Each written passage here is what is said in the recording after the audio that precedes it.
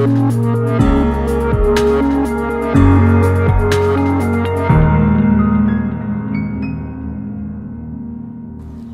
the next 1.5 hours before we go on a break, I want us to lose our identity as we know it so far. Yeah? So I want you to lose the identity of Alima. I want you to lose the identity of Claire, of Philomena, of Jackie. I want you to try open up your mind to being a nobody. Does that make sense? No, it doesn't. That's one of the hardest things to do. It takes years before you can train yourself to get to that point. And here I am asking you in the first few minutes of your sit down to try do that. The reason I'm asking this is because I want your heart and mind in this space, because I believe that is the only way we can transform you as an individual, so that by the time you're leaving this place, you live as a different person or as a better person. So I'm going to ask you to be open-minded with me. We have box that we put things in. I'm going to ask you to open that box and just allow yourself take in the information that flows. So we're going to start by a practice most people call meditation, but to me it's not meditation, it's aligning. Yeah. So wherever you're at your desk, I'm going to walk you through it. It will take us just a few seconds. I want us to get to that point of nobody before we start this lesson, so that you get better at this. So I'm going to ask you to just close your eyes for a few minutes. Just close your eyes. You can hear my voice in the background somewhere. You can hear the birds around. Pick the sounds around you. The sounds coming from all over. There are thoughts coming in your mind. Don't resist them. Just observe those thoughts and let them flow. Now I'm going to ask you to take a deep breath, such that your stomach bulges outside, and then you hold before you release it. So on a count of 1, 2, 3, take a deep breath. Release. So I want you to do that 3 times. Just take a deep breath and you hold for as long as you can before you release.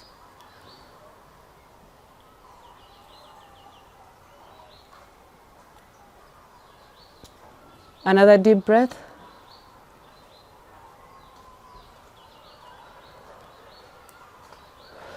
I want you to shift your attention from your mind. Let it come back to your body. Feel your breath. Feel the sensations in your body. Feel your legs.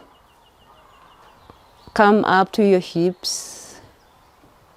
Feel the sensation in your heart. Just leave your mind and come back into your body. Drop into your body for a minute. Feel where there's tension, where there's ease. Pay attention to your breath. That's the force of life. That is God. That is the only reason you're here. So pay attention to that air as you take it in and as you let it out.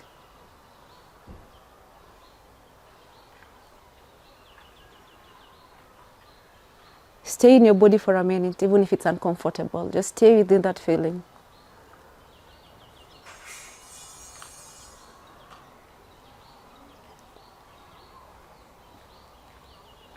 You can breathe out and open your eyes when you're comfortable.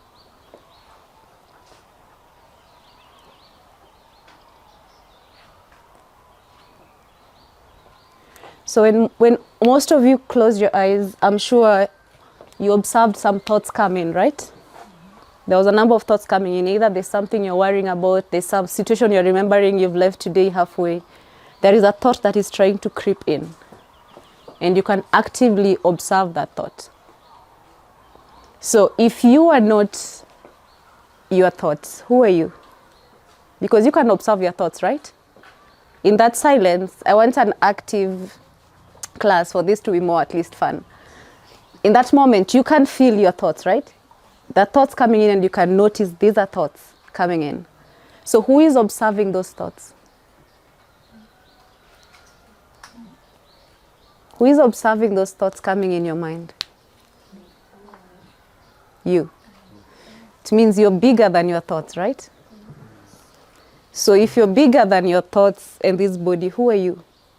If you can observe the thoughts coming in your mind, who are you? You're the observer. Who is the observer?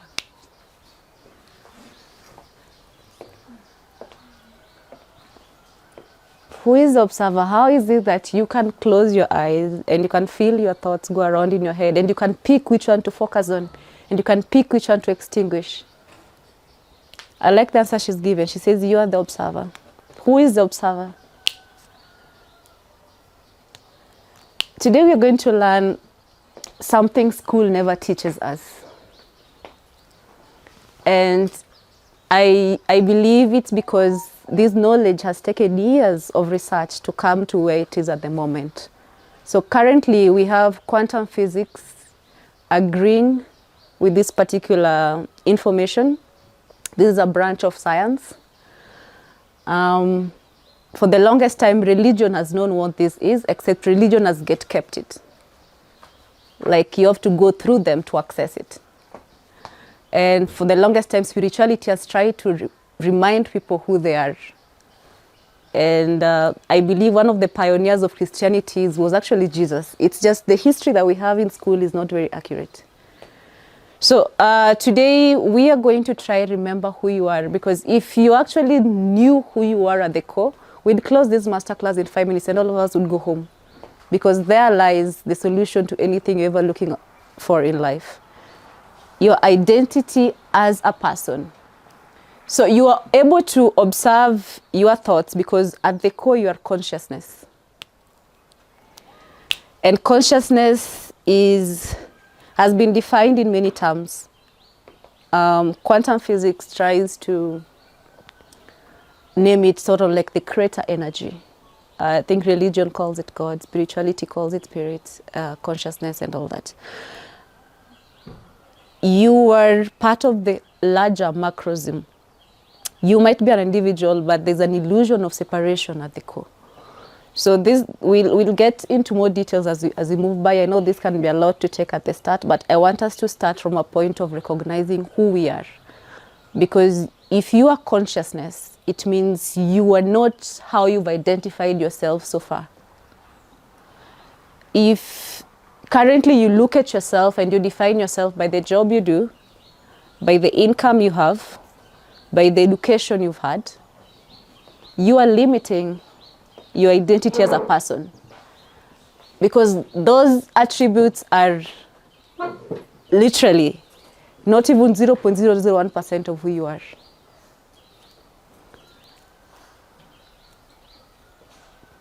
It's interesting how the human brain tricks us. This is something I find very interesting, because our human brain has a habit to adapt and make things normal. If right now I asked you what's normal in our universe from an open-minded perspective, you'd be shocked how we've normalized things. Because every single food you eat is sustained by a ball of fire. You guys are aware of that, right? The food that we eat, we can only access it because of the sun, right? What is the sun? There's a ball of fire somewhere that we can't explain where it came from. We are born, we find it, we die. Yet it's solely responsible for all of us. I think this and last month has been one of the coldest months, and Nairobians were complaining. You missed the sun for a few days and it became unbearable. And Mark, you didn't even miss it. It was actually there, just not at the normal heat levels that it usually is at. When you look at the universe, it's this incredible magical thing that we've normalized, because our human brain has to normalize things for us to adapt. First of all, the space continuum has not even been fully explored because we don't know where it starts and where it ends.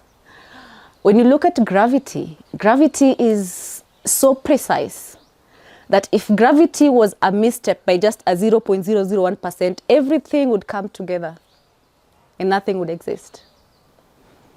Our universe is this magical being that is actually alive, because it's continuously expanding and it's continuously providing and continuously challenging our capacity even in terms of thinking as human beings.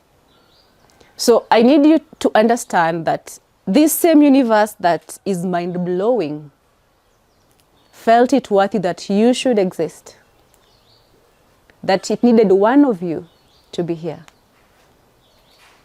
So while human beings scramble to identify with, let's say, the worldly things, we forget our identity, who we are at the core. Because if your consciousness observing your thoughts, at the very human level, you are God having a human experience. So yesterday I ran into a very interesting conversation going online. I think there are people questioning if God existed, why is there so much suffering? And it's a very interesting topic when you delve into it.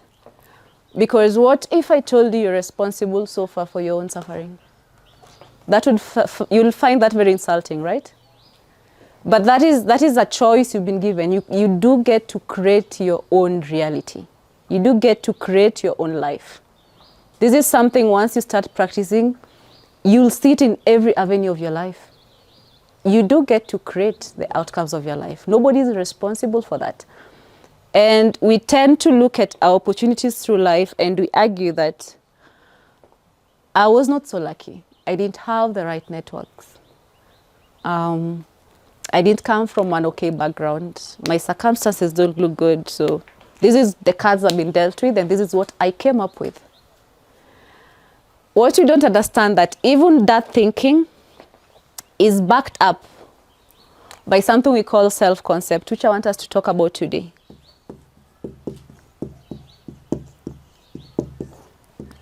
So when you're growing up, all the way from a toddler stage, a child is very brave when they're born. If you've looked at kids, they're extremely brave when you're born. When you're born, you're not born with any limitations. So at the back of your mind, you're very curious in nature. But what do we meet our toddlers with whenever they're curious? Stop. So the first thing you do as a child is you learn to limit your curiosity because your curiosity has landed you in problems. You move upwards into school and the educational system defines for you what is called education.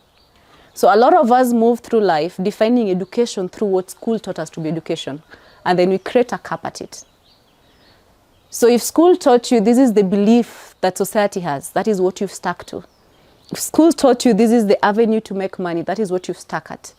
Because naturally you've been wired to pick these lessons and conditioning as you go. And then you move into the adult world and the conditioning gets worse because now you are looking at what your peers are doing and you're looking at where the world is at and you're looking at where society is at and you're looking at where you are, for example, as a third world country in Kenya. And you look at all these things and they sort of help you form your self-concept. And this entire time, you're not aware that your self-concept, you've been shaping your self-concept through the lens of everything else, through the lens of your parents, through the lens of your education, through the lens of society. So you've defined who you are through that lens. You've defined what you can do through that lens. And this is where most people's problems, our problems all start from. Because unless you fix your self-concept, there's nothing else you can fix. So today I want us to address self-concept as part of our energetics introduction. If I asked, hi, how are you? How do you identify as? Who are you?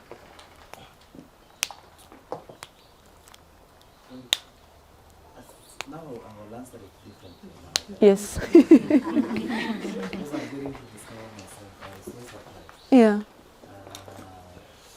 When I started learning about abundance, it changed my own identity. Because I no longer think I'm the person I was before. Every day I'm changing. You know? Yes. I'm also surprised by who I am. I think. Yes. Okay. All right. I like that answer. Because you're giving yourself room to surprise yourself. Most of us don't even give ourselves enough room to surprise ourselves, because you define yourself through a lens that you think is so familiar. You've not gone the extra mile to figure out, why exactly do I think I am this person? Who has made me think I am this person? And you move through society through that lens. So even when you peep into a room, you feel an inferiority complex because you assume you don't belong in that room. Imagine if everybody walked around knowing that they are God. Because at the core, when you go down the rabbit hole of quantum physics, when you go down the rabbit hole of spirituality, you arrive at this conclusion. You're God having a human experience. So what experience are you giving God? Because if your life is mediocre and you're complaining, I think God should be complaining. I wanted to experience life as you. Then you're giving me something mediocre, and then you're blaming me. So it's very interesting how our mindset works. Because if you can shift your mindset to identify with your true identity, and that is consciousness, it means every single day you're breathing in and out God. Because what is the air we breathe? How have we normalized such things? If you're to hold your breath for a few minutes, let's say 10 minutes, I think science says you'll start being brain dead. So what is that air that gives you life? How have we never questioned that gift? So your self-concept is made up of 3 parts. I think 4 parts. Psychology tries to break it down. And the reason why you need your self-concept is the first thing you're figuring, because if you can figure out self-concept, then you can move into everything else. So number 1 in self-concept,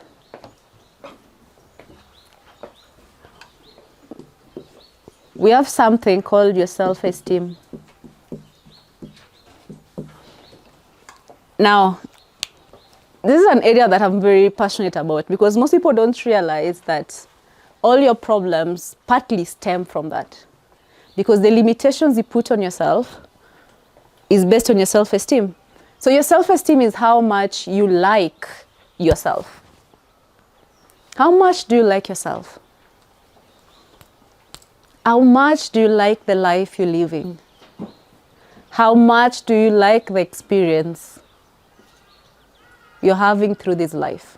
How much do you like the environment you are in?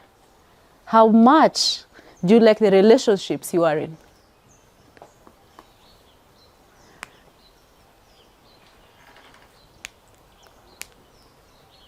Your self-esteem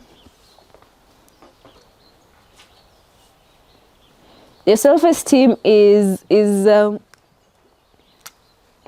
something you don't assume that you've always gotten right. It's something you can actively work on. And it's one area that, let's look at it this way. You are in an abusive relationship. I had a friend the other day confiding in us after their divorce, how much they were in an abusive relationship. And it didn't occur to me or her so far, because you're having this conversation open-mindedly, that her tolerating that the behavior of the partner for years didn't solely fall on that man mistreating her.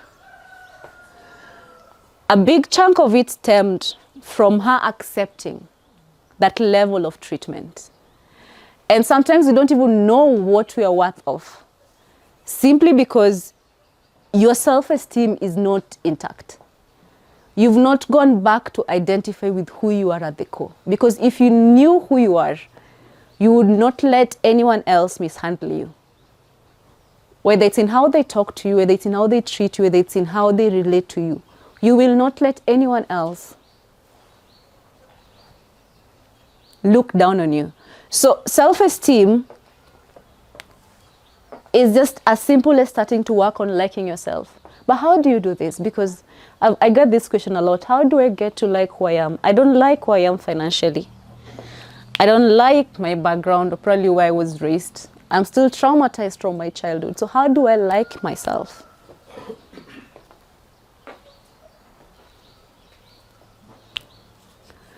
So There are four tenets on actualizing yourself as a human being. So we have the financial aspect, we have the mental aspect. So we have financial, we have mental, we have physical, we have spiritual, and this list can even go on. So if you figure your self-esteem is wanting, you need to look at the four tenets. How can you build on these four tenets? So let's start with the financial bit. If you're not happy with where you are financially, it's partly affecting your self-esteem, whether you're aware of it or not. And it's probably affecting the people around you unconsciously. You might not be aware of it. So number one, we have to admit that you have to start working towards your financial freedom for you to up your self-esteem. We'll get into how to do this in more detail. Then you have the mental. What are you feeding your mind? It could be consciously through reading, or it could be consciously through what you consume. And when you consume, it's not just your algorithm on maybe TikTok or Twitter or X or something. It's also what do you consume that holds space in your mind? Because a lot of us are not aware that our mind is the one area that carries more than anything else. So what are you feeling with that space? Because if you're filling that space with worry, that's not helping you. If you're filling that space with lack, that's not helping you. If you're filling that space with things you don't like, it's not helping you. Because in the next topic, you're going to learn that as human beings, we are actually forms of energy. This is now being proven, by the way. So initially, science, if you guys remember in high school, initially science believed that at the core of the universe, the building blocks of the universe were atoms, were particles. So if you remember even the atoms we learned for the chemical table back in high school, it was based on atoms. So those, for the longest time, science has believed that when you look at this matter, if it's metal, at the core of this metal, it's made of atoms that comprise and make it. Now, new research that is now being proven, and something I think the works that have gone into years are proving that this is just a collapsed form of energy. So when you go beyond atoms, you realize there is no frequency. Now, when the waves collapse, that is what we see as an atom. So your eyes are collapsing energy, and that is what is visible to us as physical matter. Now, once you realize that, you get to know yourself as a person, that at the core, you are also not just physical matter. And this is something, if you're someone who meditates actively, it's something you can see with your own physical eyes. Because if you meditate, if you're someone who is very keen on meditation, you'll get to a point whereby you can see people's aura. So there's a state whereby you can see a light around me. And remember during COVID when they told you guys to stay 1 meter apart? Remember? It was how many meters apart? Is it a meter or how long apart? That was based on your aura, your energetic field. So every single human being has an energetic field of about that, of about a meter. This is something that is known and proven. And that is why you can always feel the energy of someone else. And it can tamper with your own energy because we are energetic fields at the core. So if you are an energetic field at the core, it means you have a magnetic field around you. Every single place you are in, you have a magnetic field around you. You can either pick on that or it can take away from you. Once you know this, you get to understand why even mental work is very important. Because it's not just what you consume mentally, it's what you allow to take space in your mind, because it's changing you internally. You're not aware, but you're an energetic field. So it's changing you internally. So mental is one area of self-esteem that you need to start being very intentional about. What are you paying attention to? Because if you spend late nights thinking about what you don't have, that is what you're giving more energy to. Here is the thing that I find amusing about us as human beings is we have 5 senses, and we've learned over the years to put those 5 senses on a pedestal. So whether you see, you hear, you smell, those 5 senses, and that is what a lot of us have defined as the senses of humanity. And it's because that's what school taught you. But if you're someone who's a critical thinker, you'll ask yourself, if I have only 5 senses, and I'm a special child of the universe, why is that a dog can smell its food from the moon? Who has a pet? And you can't do that. And how is that a cat can see way beyond your eyesight? So if you're putting more attention to these 5 senses, then if you're a critical thinker, you'll notice there's a miss somewhere. Because someone will ask you, have you ever seen electricity clear? Have you seen electricity? When it's not when it's at the bulb, that is when. Have you seen electricity with your eyes? Do you get to see it? And not lightning. Yeah? Lightning. No, the electricity that you use. You trust that when you put on this socket, the light will come up. You don't see it, but you trust that it's going to come up. You don't get to see electricity with the eyes. You also know not to jump from a building. You've never seen gravity, right? But you know if I jump from a building, I'm going to hurt myself. So how is that we have invincible things that we believe in? You have gravity, you have electricity, the list can go on. But most of us want to believe we only have 5 senses. The art of opening your mind to information that is not familiar will really take you places. And it's because it's going to challenge your thinking process. If so far, I believe that I am who I am based on what society has told me I am. But at the core, I always say at the core, you felt you're part of something bigger. You've always known you are someone.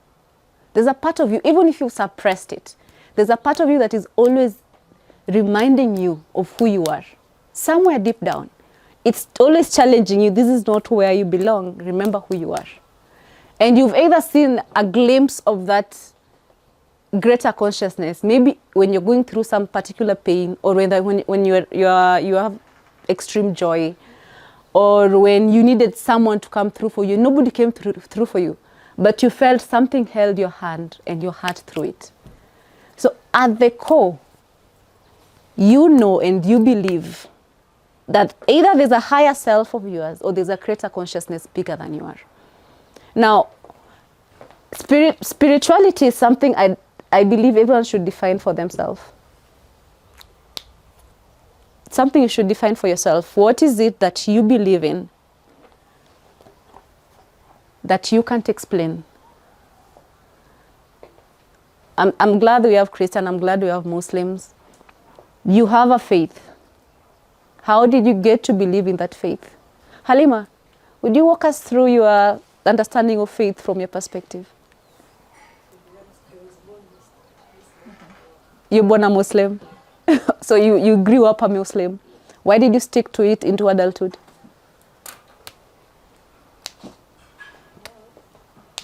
What made you believe in it to stick with it by the time your frontal lobe was developed? Yeah?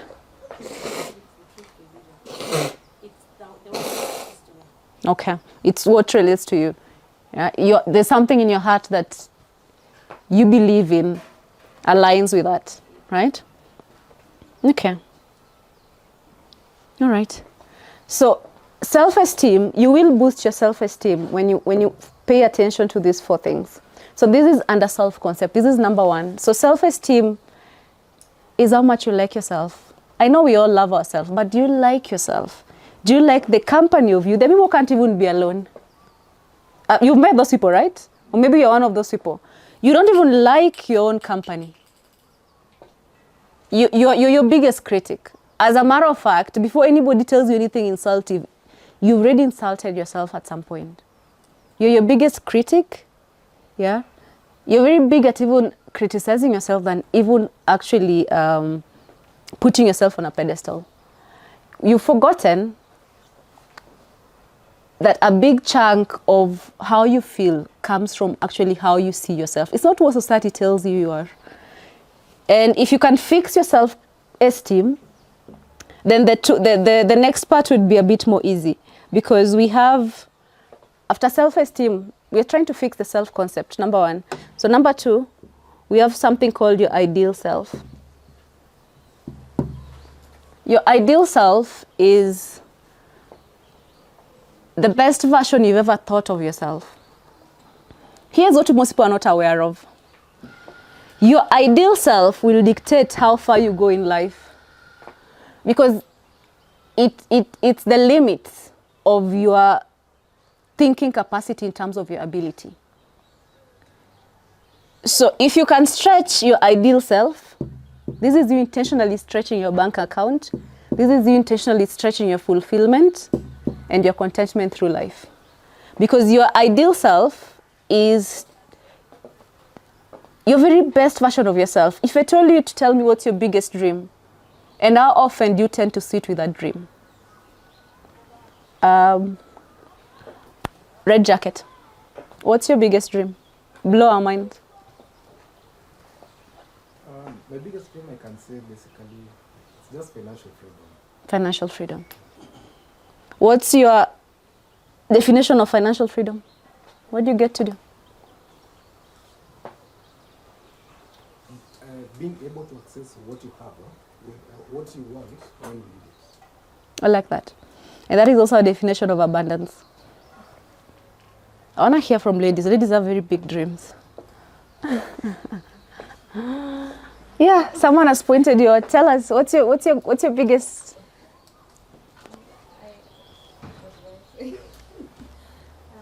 Does it have to be something? Can it be something materialistic? Yes, yes, please. My biggest dream is to own a ranch. You want to own a ranch? You want some horses? Yes. What else? And a garden with organic food in it. Mm-hmm. Yeah, and my kids being able to be in an environment, such an environment. That's my dream. Where do you want to spend most of your time? In the ranch? So you want to work from the house? Yes, I do. Do you see yourself working from that ranch, or you want it to be sustainable? I think I want it to be sustainable. Okay. Yeah. I like that. I like that. That's a beautiful dream. Yeah? It's a beautiful dream. So your ideal self is how you see yourself. Here's where the challenge comes in, and where I want us to challenge our minds. Often our ideal self is limited because you look at your current circumstances and you tend to, how do I put it? You tend to limit yourself based on what's happening currently in your 3D. So you ask yourself, how can I think of getting my own ranch? How can I think of getting my own ranch when I can't even afford my rent for this month? How can I think of starting that company when I don't even have A, B, C, and D? So that is how a lot of us think as humans. And it's because your self-concept is shaped by this ideology that you actually are just a human being. And you've left that power to external forces to dictate how your life unfolds. I'm hoping by the end of today, you get to shift that power from anything outside there and bring that power within you. Because you get to dictate how far you go in life. You get to dictate how abundant you feel. You get to dictate what you bring into your reality. So we'll get that into the next thing. It's called bending reality. But just to break down the ideal self, this is how far you can stretch your imagination. And it works in a very interesting way, because your current reality is what you now know. And one thing we are not aware of is that that current reality has been based on your previous thinking. So today, for you to show up this morning, I need to understand that you've been building this life up to where you are so far. With your thought process and with how you envision your life panning out. Part of it, your ideal self. And cautiously. So you've been taking steps based on that ideal self and based on your ability so far. I'm hoping by the end of today, if there's something we're going to stretch, is we're going to stretch your ideal self, because there's no limit to this. And nobody gets to dictate this for you. And the rules of expanding this does not lie on the rules of your 3D. Your 3D is the world we see right now.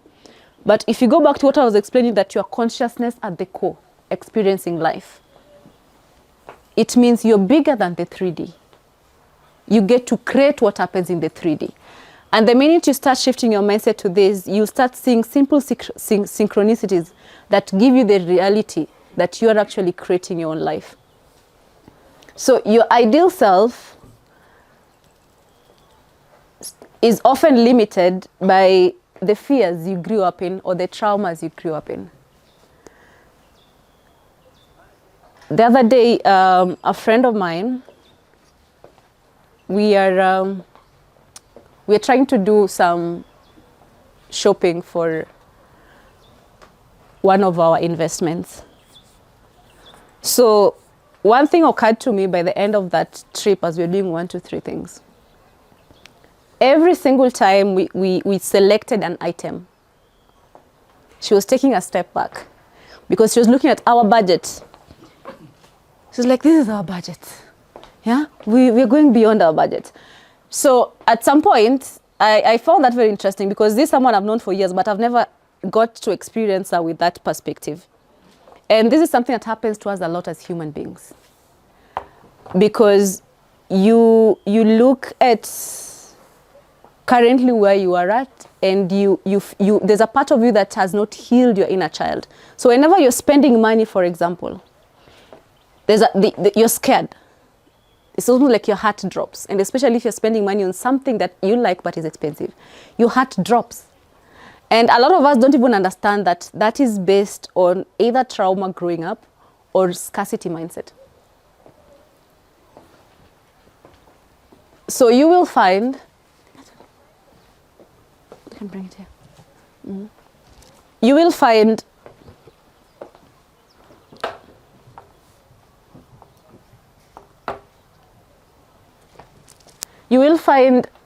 there is even pain. We will expand more on that as you go along. There's pain when you even spend money and you don't realize you're not stretching your imagination, and because your ideal self is limited. I'm not saying you go around throwing your money, no. But I'm saying you start moving with a different mindset. So whenever you think you're spending, I want you to understand that you're circulating money. And if you can release money with love, it comes back to you in numbers with love. That is a universal law. But most of us, whenever you're releasing money and it's going across our hand, we tighten it a bit. You know, you almost feel like you're lacking. And you don't understand that you are reaffirming your self-concept around money. But we'll delve into that later on. Another area of self-concept. So we have self-esteem, we have your ideal self. So stretch your ideal self. If your idea is to own that ranch you own, challenge yourself. Say, why don't I don't want one.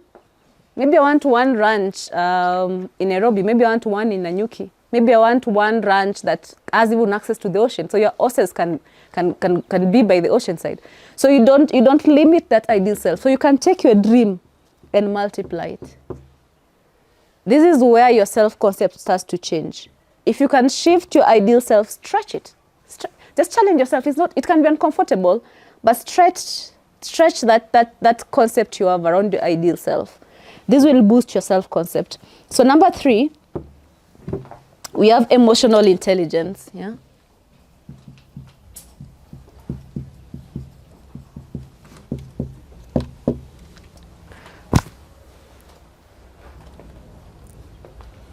Emotional intelligence is a very interesting area that I feel like is undermined so much, because we focus more than on IQ, we forget EQ. Emotional intelligence is EQ. One thing is for sure, every single day you're dealing with your own internal feelings. For you to get up this morning, there's a part of you that wanted to be here. Yeah. Yet there's also a part of you that probably has been experiencing your own challenges. So emotional intelligence is your ability to manage the emotions you feel and the emotions of others. Why is this so important? Remember, we are consciousness, but your consciousness in a physical body. That is why you're a human being and there's air that's coming in and out of your lungs. So at the end of the day, you are dealing with emotions that exist in the physical body. And some of them are not your own creation. Your ability to be aware of your emotions internally and the emotions of others and manage them correctly can be the one thing that is standing between you and that which you want. Why is this? Because if your energy at the core, if I am a form of collapsed energy at the core, then it means I'm frequency. So if I'm frequency, it means that frequency is being dictated by my emotions. Because you'll realize whenever you're happy, you feel light. Why do you say I'm so light? I feel so light. Because when you're happy and you're related and you're at peace, your frequency gets to be high because you are not on survival mode. So your emotions is something you have to be very aware of, because your emotions, you don't only create your emotions. Sometimes the emotions will arise in you that you have no control over. You can sometimes be scrolling on social media and you'll wonder, why is Sister Julian? Huh? How has she done that in such a... So sometimes you run across your friend who is probably a step ahead. And naturally, as a human being, you feel like, because your soul knows who you are. So your soul is just reminding you of who you are, even through moments when you feel a bit jealous. Except us, we look at that jealousy like it's an evil emotion. You need to learn how to transmute your energy. So when the emotions arise in you, whether it's an emotion of lack, whether it's an emotion of fear, I need you to understand that you are the person that has the power to dictate how far that emotion goes. And if you learn energy, you know how to transmute that emotion to actually work better for you. So if a feeling is coming, a feeling of lack, you need to observe it. Never try to fight anything that you feel. Observe it, accept it, and let it move through you. Most of us, when we start learning energetics, we want to fight how we feel. So whenever you're feeling low, you want to immediately feel high. Whenever you're feeling in lack, you want to immediately feel abundant. You're lying to yourself. That's not how it works. You need to accept that some emotions will come up in you. The only way you get to transmute energy, because you can't create or destroy energy. And you're a human being, so you're energy at the core, your frequency at the core. You can transmute that energy. But you can only do it by accepting this is how you feel. So you let it flow through you. But if you resist it, then you get to hold it. Becomes a home for it. So your emotional intelligence is the ability to manage your emotions and those of others. Someone triggers you on the way here, then you want to expand your knowledge, so your energy on them. You've slept the whole night re-energizing so that you have enough energy load for the day. Then somebody annoys you on your way to traffic in the morning, and then you use that energy on them. Or you get to the office and someone gets on your nerves. And now you get to partake in their low vibration energy. A lot of us have not mastered emotional intelligence. A key part of it, from an individual perspective, is regulating your nervous system. Somebody told me in one of my comments on my viral videos, I found that very interesting. They mentioned how between the dates of, I think, 25th to about 5th, they're constantly feeling low. And it's because I think bills are overwhelming them. So whenever they're approaching that particular date, naturally their moods start becoming low. Because now they're thinking, this is now the bill. This is the bill dates. Yeah, bills are coming up. And you don't realize that when you're doing that, for example, you're allowing fear to take root. You're allowing fear to take root instead of moving through love and knowing your identity. So today I'm challenging everyone that is here today to be observant of your emotions, because your emotions are standing in your way. How do you feel? How light do you feel? How serious are you taking that, what you're going through? Yeah, how much attention are you paying to things that are bringing that energy low? Because you're not helping yourself, paying more attention to things that are not going right for you. So emotional intelligence, as a person, you need to master individually as who I am. But also you need to master to manage other people's emotional intelligence. Once you manage yours, it's easy for you to manage others, because it's so hard for someone to ever get into your energy field and affect your energy field so far. So self-concept, we have self-esteem, we have ideal self, and you have emotional intelligence. These are the key parts of self-concept. If you can work on your self-concept, I believe that is the first step to mastering yourself. And to just paraphrase all this, your self-concept is basically how you move through life and how the lens through which you see life with. And the reason why this is important is because if you see yourself as a victim, you realize victimhood keeps cropping up in your environment. Every single day, if you wake up and you give power to everything else that is not you, you give power to your boss, you give power to your environment, you give power to your circumstances, you give power to your emotions, you give power to your distractions, you've forgotten who actually holds the real power, and that is you as a person. The easier way to recognize currently what your self-concept looks like, I want you to, just in silence, pay attention to the inner dialogue you have. What is that inner dialogue saying, that inner conversation, that inner mind that you have? What is it talking about?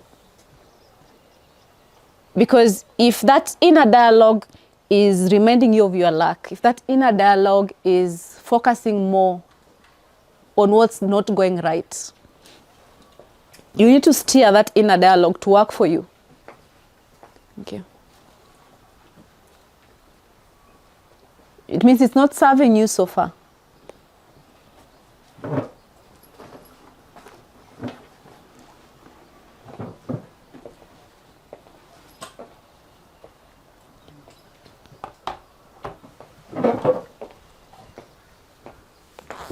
I don't even know if this is working. Leona? I don't think it's erasable. Maybe they should have more of this. The white, it's coming. Okay, guys, let's look at how you bend your reality. I'm hoping you'll get to hear me without me talking about it, writing it down. So the truth is, you are where you are currently because of how you've not just thought, but how you felt so far and the lens through which you've looked at the world so far. So all that has resulted into where you are right now. I'm sure you're here for a reason, and that reason is to move from where you are to where you want to go to. So how do you do this? Because right now we have countless of research proven, and this is why I feel so bad that these things are not being implemented in our general education system. And I believe it's intentional, because if you taught these things in school, you really won't have a system anymore. Because if guys figured out to be sufficient and fulfilled within themselves, then they won't need the system for sustainability. So I believe this is something that the school curriculum will never employ, and this is why we have to do it from the outside. And remind people that you have the ability to actually bend and create your own reality. So practically, right now, science is also proving this, because they're finding out that apparently our emotions and our thoughts are electromagnetic and all that. So they're firing chemicals in your brain. And my sister is a doctor. So we tend to have these conversations a lot because we argue logically from opposite sides, right? So the other day there's one time we were having this conversation. So I was trying to understand what exactly gets people to the hospital a lot of the time. What is the underlying issue that makes a lot of people sick? Because by then I was reading this book by Joe Dispenza. He's a neuroscientist. So he's a doctor who has moved more into energetics because he's figured these two things are related. So I was reading this book and I found Joe saying how you can heal yourself as a human being. And I found that very interesting coming from a doctor because it was a whole book, and Joe has gone to be proven to be very good at what he does. He does seminars like this ones all over the world. So I rang my sister one day and I'm like, I need to understand how your treatment works in hospitals, right? And I need to understand what brings people to be sick in the hospital, because what is that most of the time? Is it our diet? Is it our lifestyle? What is it exactly? And how is that you guys heal us and send us back home? And for the first time, I felt like she wasn't up in confronting me and being against me, because I feel like over the years, she's also gotten to see this hands-on. She happens to work in a hospital where she's the only black doctor somewhere in Germany. So she had to go through a lot of, there's still racism by there happening. So it toughened her up, but mostly I feel like it opened her mind, because initially we'd argue a lot around these areas. But this one particular time she tells me, you won't believe what I think is ailing us. Because even when you come to us and we treat you, most of the time it's not what we give you. It is the symbol of what they give you. Because two people come in with the same ailment. We give them the same treatment. One person does so well, one person deteriorates. And this is like a series when you look into. And one thing that we concluded in that conversation is, first of all, people end up at the hospital, and this is not me being biased. You end up at the hospital because, first of all, you've not figured how to manage energy as a person. So either you've been vibrating so low that it's now helping diseases reside in your body.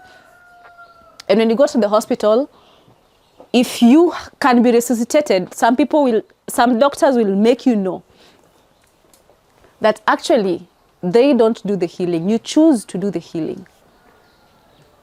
So one thing is for sure, when it comes to bending your reality so far, is that at the end of the day, we get to dictate the outcomes that we experience.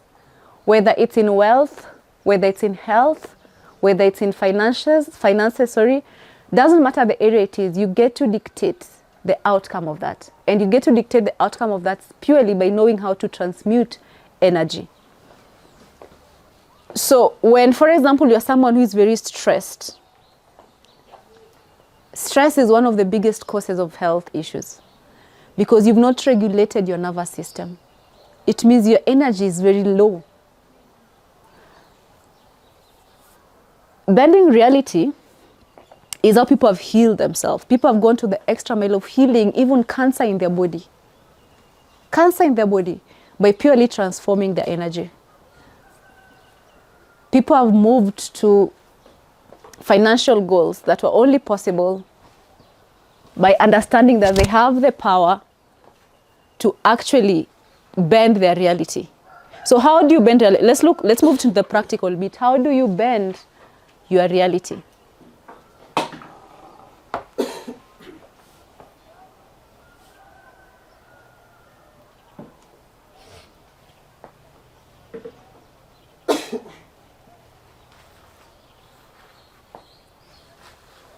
It's fine. Fine. It's fine. Just okay. Yeah. Try use the left space. Thank you. How do you bend your reality? I want to talk of a shortcut, but I feel like this is the first masterclass, so let's just get into the basics of it, yeah? How do you change your reality so far? Because so far your thoughts and your feelings have gotten you to where you are. So there's something that I personally utilize that has worked for me so well. Maybe I can share that, because I feel like going into the basics will be a whole other thing. So you change your reality by changing your frequency. And the only way to change your frequency, because your frequency is affected by how you feel at the core. How you feel at the core. This is why this new age spirituality, or people online saying affirmations, people saying visualizations, those are just avenues, but they're avenues to get you to the real deal of changing your reality. Because you can't lie to the universe. You can't lie to yourself on how you feel. You can sit in front of a mirror every day and say, I'm abundant. But if you feel broke, you're going to remain broke. So it's something you can't lie to yourself about. You have to be very realistic with yourself as a person.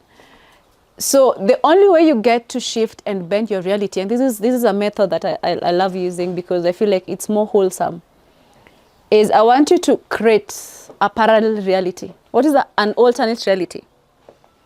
So in quantum physics believes every single possibility is actually present in the moment. Quantum physics does not believe in the past or the future most of the time. It lies in the present moment. So every possible reality exists in the present moment. In this moment, as you're seated here, you being present in this moment is what actually counts, because every single reality is possible in the present moment. But how do you do this? How do you move from your current reality of where you are and quantum jump to where you want to go to, or move to a reality that you want to go to? So there's a very simple way to get there, and I call it develop an alternate reality. Develop an alternate reality. So in your mind, I want you to sit down, have a list of things in your alternate reality. So you have your current life, but there's an alternate reality. In that alternate reality, I want you to move yourself as you are, as a whole person, into that alternate reality. So I want you to move your thoughts. I want you to move your feelings. I want you to move your environment. I want you to move your smell. Move your whole body into the alternate reality. What do I mean? There is what you feel you want out of life. There is a version you have in your mind. Create that as your alternate reality. And then sit in that environment presently. So you're going to leave your current reality and move to your alternate reality fully. In that alternate reality, if you're sitting in your dream house somewhere, like she's mentioned, in a ranch, so this would be her looking at herself through the lens of a ranch owner. You're seated somewhere in the horse stables with your horses. You're feeding your horses. For you to successfully create the alternate reality, I need you guys to understand that you don't just move there with your thoughts. That is the same as just affirming things. I want you to move there with your feelings. So how does that ranch owner feel? In that moment, where you're in your own compound, it's acres of land. It's your animals around. Remember, you are you, but you've moved into the alternate reality. So in that moment, you are in the alternate reality. What does that imagination look like, and what does it feel like? What can you smell? Can you smell the dung maybe from the horses? Can you feel the peace in that moment? The love in your heart, the expansion you feel. Completely forgo your current reality and try to live in that alternate reality. So this is why when you go online, there's a lot of information going around shifting your thoughts and your feelings. But they don't give you the whole picture. So bending reality is a matter of moving from where you are to where you want to be. And you have an asset that is God-given. That is because your consciousness experiencing life. You have an asset that is God-given. And that asset is your mind. Your mind knows no time. That is something people are not aware of. That is why your mind often goes into the past. And your mind can also go into the future. Because your body can be limited. Your body has to stick to here with me, for example, for this minute. But your mind can even leave me right now and go home. You probably figured, did I leave the stove on? That's your mind. So your mind has been proven to defy time. It's the one asset you have that you can use to change your life. So what you're going to do is practically move your mind from your current reality. If you don't like your current reality, you're going to move your mind from your current reality to your ideal reality. And let your mind be alive in that alternate reality. Don't just leave it there. Let it be alive. How do you make it alive? Give it a home in that new reality. Give it a body. Give it to yourself in that new reality. How do you feel in that new reality? What does that feel like? As you're living that dream, what does that feel like? The reason for doing this is to familiarize yourself with that which you want. Because the truth is, you never get to achieve that which is not familiar. Your emotions, your thoughts are constantly dictating what's real in your life. So if you're focusing on more of where you are currently and what you're lacking, that is what you're creating more of. You can choose to let your mind wander into a new reality, because that is the only way you get to catch up. Your mind has to go first before you get there. Does that make sense? You're never going to get there before your mind gets there. You have the one asset that can get you there. So if your dream is to, let's say by the time you're 40 years, you want to retire, it's something your mind has to conceive first. If your dream is to get to at least move into your own space, your mind has to conceive that, move into that home. Look at yourself furnishing it. Feel the emotion of owning that home. Because the truth is, you are not years away from your reality, from your dreams or your goals. You're vibrations away from your reality. You're not years away, you're not anything, you are vibrations away from the goal you want to create. And that vibration is dictated by how you think and how you feel. Science is telling us right now how we think and we feel is constantly making chemicals react within our body. And those chemicals are determining even how healthy your immune system is. So if you're the kind of person, for example, that you tend to look at life through victimhood, you don't understand that you're even making your body sick. Because your body is energy at the core. So what vibration are you at? Bending reality is very interesting, and it's divided into two parts. Call it transmutation of energy. You can't create or destroy energy. So you can transmute energy. How do you do this? How do you transmute energy? Number one is a mastery of your inner thoughts. What is going on in that mind? What does your mind think of a big chunk of the time? Because that is what you're creating more of. That is what is going to occur in your reality tomorrow. So you need to start challenging your mindset from the word go. What am I thinking of at the moment? And what am I expecting in the next moment? The habit of managing these two things, your thoughts and your expectations, actively differentiate you from everyone else. Because you're going to bring awareness back in your body and in your mind. So whenever you're thinking of something you don't want to create more of, you're going to halt it. That is not helping me. Even if I think about it, I can't change it. So how am I focusing on it? So the awareness of your thoughts will create more clarity in where you want to go to. So learn to tame your thoughts, to lean towards what you want. And this is proven even with our algorithms on our phone. You'll realize whatever you pay more attention to on social media, that is what pops up. I keep saying the tech world is very interesting, because the tech world is interwired with a lot of spirituality unknowingly. Because you can't even explain how the internet works at the core. But the internet is smart enough that right now with AI, the internet can generate for you answers in microseconds. So your algorithm is a version of how the universe's algorithm is.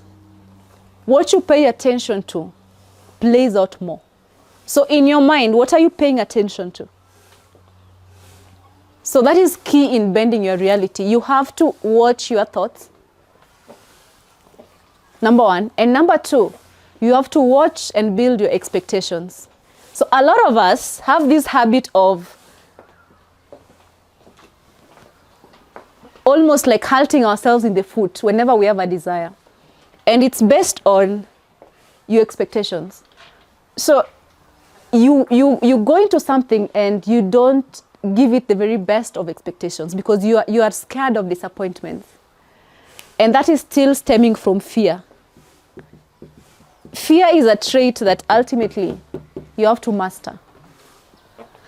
So if you want to bend your reality, if you want to change your reality from where you are now to where you want to go to, I need you to start being very active and aware when it comes to your thought process. What am I thinking of and what am I expecting? Just the simple habit of learning to shift your mindset and your expectation to that which you want will change your life drastically. So don't be the kind of person that is a pessimist in nature. Whenever you move into something, this won't work. I'll go into losses.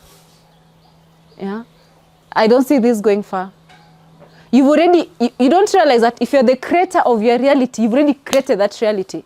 In that instant of you expecting the very worst, you're creating that reality in real time. So be the kind of person that is aware of their thought process. What are the thoughts that are occupying my mind? And what are the expectations I have out of it? So one thing is for sure, your thought process dictates your outcome out of life. But that is one aspect. I need you guys to understand that the fuel is in the emotions, the feelings. The feelings that come through those thought process. And this is why if you're thinking about negativity, you're thinking about negative stuff or lack, this is why you find that you naturally now start feeling very low. Because that is where your attention is going to. So if your attention is more progressed in terms of lack, for example, in terms of negativity, that is the fuel that is running your body, because your body is an energetic field. So you're in this loop of very low vibration. And what happens when you're in a loop of low vibration? Because you're energy beings, it means you're magnetic beings. If you have an electromagnetic field around you, you are constantly attracting and repelling things. So if your energy loop is on a low vibration, what are you attracting within that energy loop? More low vibration. And this is what happens to us. That's why you find that when things start going wrong, almost everything goes wrong. Because you've given more power and attention to that which is going wrong. Now it's attracting, it's now a base, it's now attracting everything else that is going wrong. Instead of recognizing the power, and that's why I talked about identity, instead of recognizing the power within you to change your reality and start focusing on you, who is the creator. And here's where the secret lies. Your ability to ignore what you don't like. People call it delusion. But your ability to ignore what you don't like is actually such a life hack. So if today you show up, you go back home and today is 31st, and you have a very chaotic landlord, and it's already end month, and they decide to bother you with this matter. And then you, not recognizing who you are, you give them the attention and the power to hold that over you, because now you focus on that. You're giving away your power on a free platter. You're giving someone else your power, because now you're focusing on that which they're drawing towards you. Now your energy loop is dictated by somebody else. Your ability to ignore that which you don't like in the 3D will start surprising you on how much you can create. Because this is the first test the universe gives you. People think life at some point will start being this thing that just flows. Everybody runs into something negative, including myself, everybody. Because it's the nature of life, the balance of the universe. There's the yin, the yang. Yeah? There's a positivity, there's a negativity. We have women here, we have men. Naturally, the language of the universe is balance. So your energy levels will have this loop. Naturally, it doesn't matter where you are. And as a matter of fact, it even gets worse when you get to the top. Because if you are running, I run an organization with Akina Claire. If you're running, for example, a company, people look at you and they think, as the boss, you must be getting the most out of this. What they don't understand is that the challenges you face come at an even more riskier level. So if you're someone who's not gotten in touch with who you are at the core, it's so easy to destabilize you.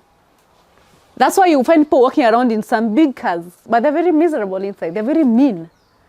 Because internally, they've not mastered that power yet. You need to understand that you are the creator of your reality. Your ability to ignore what's happening in the 3D and go back to that power is a gate. It's a portal. Because now you're telling the universe, I'm not the one to play with. I'm not the one to play with. Whatever this is, it will come to pass because I know who I am.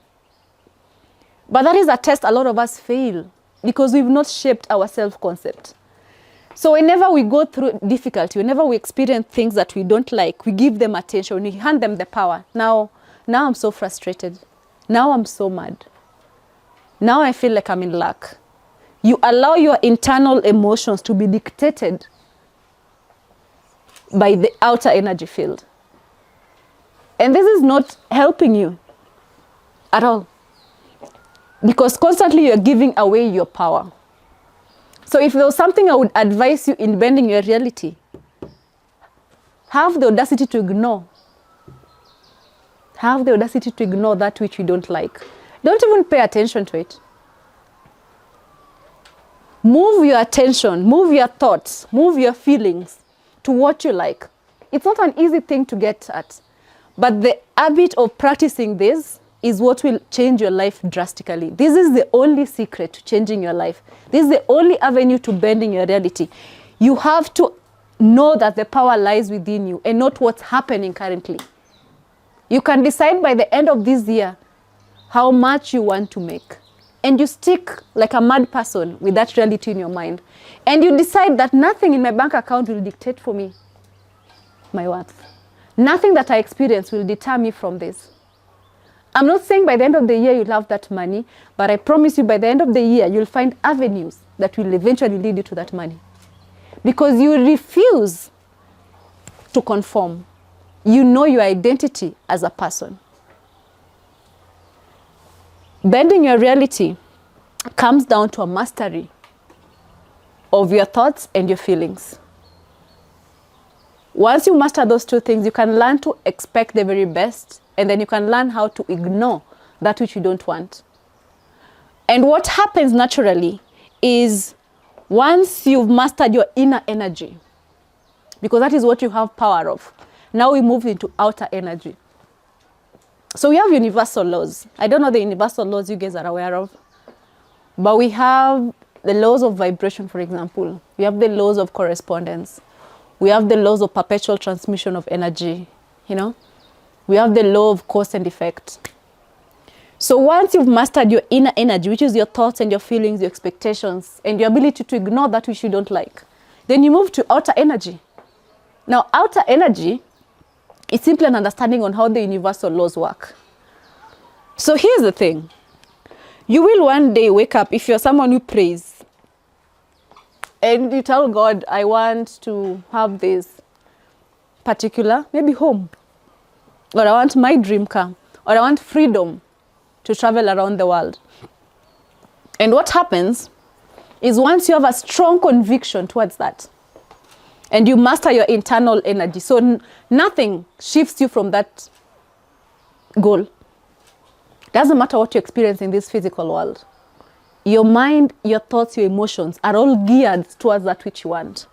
Once you master this, you will realize something called synchronicity from the universe. So our higher self will never bring you solutions. God will never bring you a solution and spoon feed you. This is something humanity are not being realistic about. There's no day that God has showed up at your doorstep, has he? You've seen God at your doorstep knocking, saying, hello, can I come in? No. Because God is literally in you. And God is always bringing you solutions. But a lot of us are stuck in this fear that you're not even aware of the solutions coming right through to you. So initially when I talked about us just believing in 5 senses, I tend to try elaborate on this because a lot of people have only given more attention to those 5 senses. You've forgotten the biggest gift of it all. And it's something that I'm finding very interesting because I'm actively also practicing it at the moment. I've not mastered it, but it's mind-blowing when you master it. It's something called intuition. So your intuition is almost like this 6th sense that none of us were taught about. You hear of it, But a lot of us don't understand how it works. And it's because we were mostly taught to give more attention to what you feel, what you see, and everything. You've forgotten your intuition. So mastery, for you to master outer energy, once you've mastered your inner energy, is to start aligning yourself. How do you align yourself? If you stick to your conviction and your positive thoughts and feelings, I promise you the solutions will start popping up. You won't know how they pop up, but they will come you, they will find you. But here's the thing, sometimes your solutions don't shout. They don't say, hi, here I am. No. Your solutions will creep up on you, and it's because it's your intuition, the God essence that lives in you. So it will come and whisper in your ear. We can do that. We can do that. We can align and take action on this. And the beauty of intuition is that it will guide you on your least resistant path.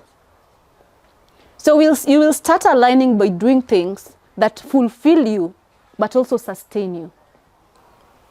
Manage those inner emotions. Then now, a mastery of the outer emotions aligns more easily. Because now you're more in touch with your intuition. Now things come up and you feel like, I need to do this. And because you're not operating from fear, you're not held back. Like, I'm going to try it. I'm going to try do this, see if it works. You know, I'm going to send that email. I'm going to do that post even if I have an imposter syndrome. You know, I'm going to share my idea, even in a room that I feel uncomfortable to. And it's because you've healed that inner part of you that was operating from fear, and now you're operating from possibility. And that is what you're attracting in your energy field. But a lot of us don't understand that even the decisions we make and our thought process so far is based on our fears, because we've not healed that inner part of us that knows who we are at the core.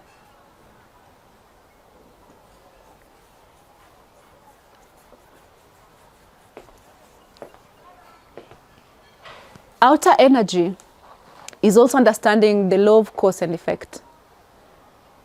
So you're not going to be someone who expects things to land on your lap. Although they can easily do that if you align your inner energy. But even if they land on your lap and you've not mastered how to vibrate at that frequency, you're going to lose it. This is why you've heard of a lot of people who've won the lottery. What is the history of lottery winners? A few years down the line, they barely have anything. And you ask yourself, how? You earned millions. How did you lose all that money? And they can't really break it down how that money went. Because even if today I was to give you $1 million US, and you've not mastered energy. Money is energy at the end of the day. We'll talk more about it. You've not mastered energy. You won't be able to keep that money. So the importance of learning the mastery of energy is understanding your worth at the core. It is not money that gives you worth. I see a lot of us, tunaita waheshimiwa, tulisema tuanze kuwaita watumishi. Yeah? I see a lot of us giving people respect based on the wealth they have. And sometimes you don't even know the source of that wealth. Because someone can be wealthy, but does this wealth make them sleep well at night? What do they have to go through to access that wealth? But that is not even the point. The point is, a lot of us put what do you call it? Value on the wealth itself. And this is why wealth is being elusive to you. Because you put money on a pedestal. It is the other way around. Money finds you when you have your self-worth intact. If you can remember your identity at the core, who you are, money will find you. It is not that hard. So a lot of us have it the other way around. You give money more respect. This is why when you see someone with money, if you're in a room with people, professionals that you feel are bigger than you, you feel intimidated. You don't even air your voice. Yeah? You treat people according to how they are wealthy in society. it stems from forgetting at the core who you are as an individual, because your worth is what dictates the money you make. It's never been the other way around. It will never be the other way around. So start by identifying your self-worth. In the job you play at right now, in the job you work at, do you know the value you bring to that job? Because your energy as a person is priceless. With your spouse, are you even aware of the value you add to that spouse? Because your energy as a person is something priceless. It's something nobody else can go out and create. It is who you are at the core. But this is based on remembering your identity as a person. Who are you? Because your worth will dictate the money you make. So a mastery of outer energy is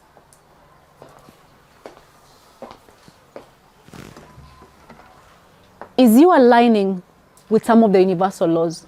So when you get that inspiration, can you do what you ought to do? And here's the beauty of how this works. If you can master your inner energy, master your thoughts and your feelings, and then you align your outer energy with the actions that you need to take, that you are inspired to take.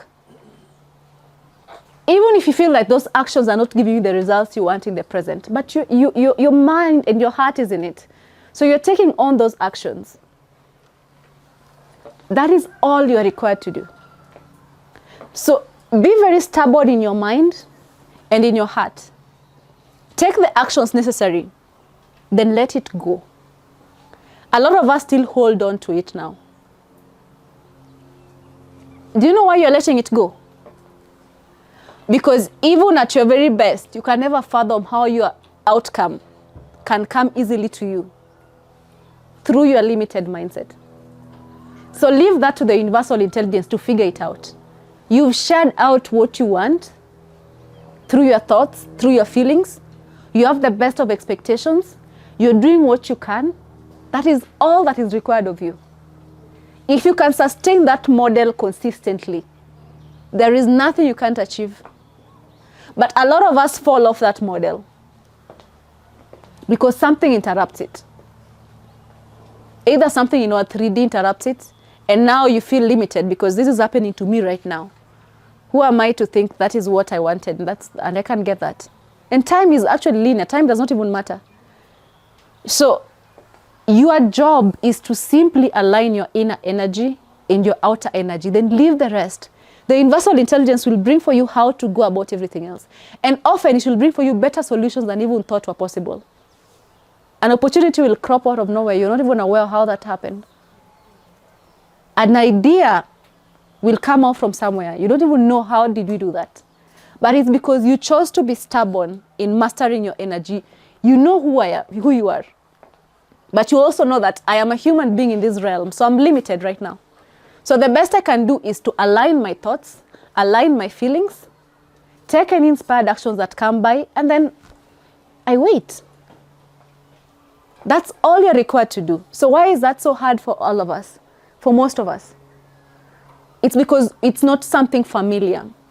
We've been taught to dictate our emotions by our environment.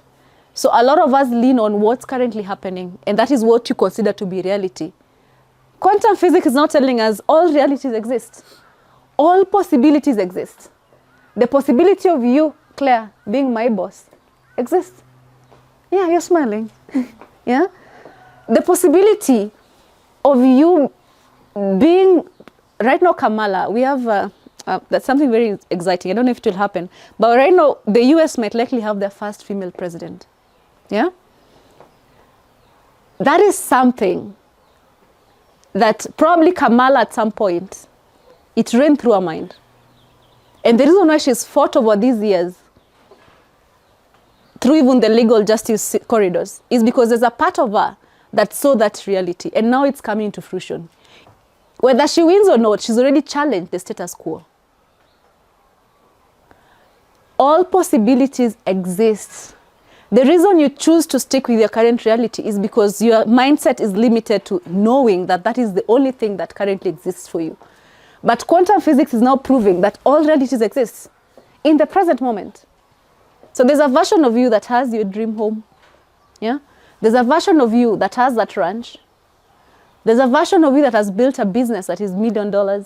There's a version of you that has that which you want. So how do you jump from your current reality to where they are? You have to embody them. How do you embody them? You have to carry your entire body to that reality. So how do you feel? What do you think of? How do you conduct yourself? When you show up in rooms, do you show up as who you are right now, the person you want to be? How do you show up? So this is a challenge. This is a challenge I'm giving to all of you.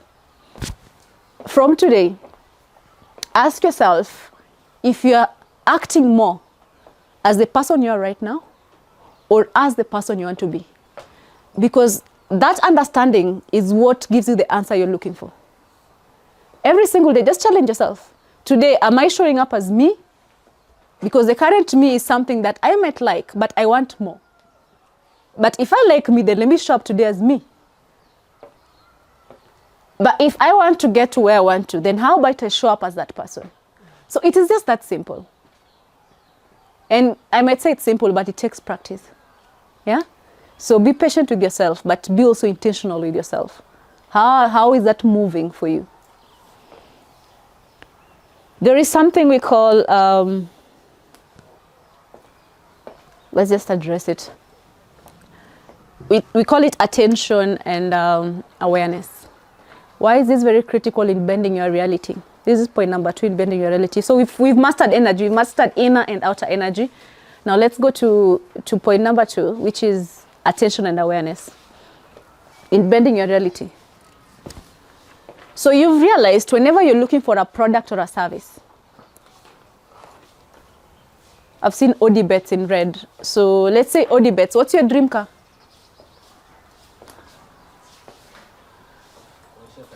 Porsche. All right. So you'll notice the minute you decide today that I'm giving myself, let's say 2 years or a few years time to have a Porsche Cayenne, you decide. So the new reality, you have a Porsche Cayenne. One thing you'll notice once you decide and you've mastered your inner energy is that on the road, no Porsche Cayenne will pass you without noticing it. Initially, you had not brought your attention or awareness to that Porsche. The minute you decide, this is what I want, suddenly, every single area you go to, there's a Porsche parked somewhere. There's a Porsche passing you. Why is that? The art of attention and awareness is what collapses everything else and brings us into the reality that we want. So suddenly, in your reality, there's so many Porsches passing. In reality, there's a horse somewhere. There's a run somewhere that you run into online. Because you've shifted your attention and awareness to it. So number 2 in bending your reality, you have to be very attentive to where your attention and awareness lies most of the time. Does it lie in what you want? Or does it lie in what you don't desire?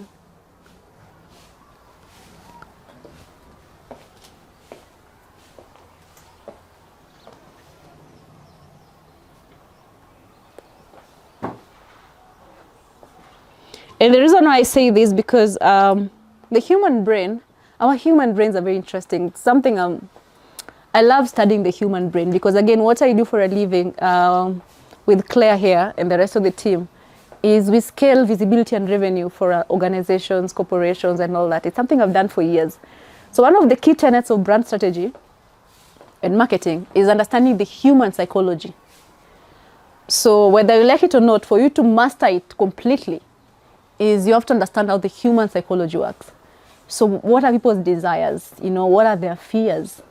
What keeps them up at night? What aches them? What are the emotions that go on within them? And we do this by understanding your target market. When you're doing the business mastery in the next session, I'm going to break it down for you. So one of the very interesting things about attention and awareness is the human brain loves familiarity. So even this concept of knowledge that I'm teaching, if it's the first time you're running into it, face a bit of resistance because the human brain, due to years of adaptation, remember our ancestors were living somewhere in caves. So how the human brain has adapted over the years, it's that it loves what is familiar. This is why people struggle to even leave abusive relationships because it's familiar, there's safety in it. You wonder, mbona unateswa na unakaa huko? It's a disease. They don't like to stay there. It's because the human brain, the chemicals your brain fires, leans towards more what is familiar, and it's a way to protect you. So once you know that, then you get to understand that your brain is constantly bringing you towards things that are familiar to you. So you're paying more attention to things that are familiar. So if you don't like your current status in life, your brain does not care because your brain is trying to protect you. So your brain will bring you more of what's familiar to you. You have to have that understanding so that you change the chemical rewiring in your mind. And this you can actively do through attention and awareness. So what are you paying attention to? What are you aware of at the moment? What are you giving most of your energy to through the day? So attention and awareness is a key thing in bending your reality. Number 3,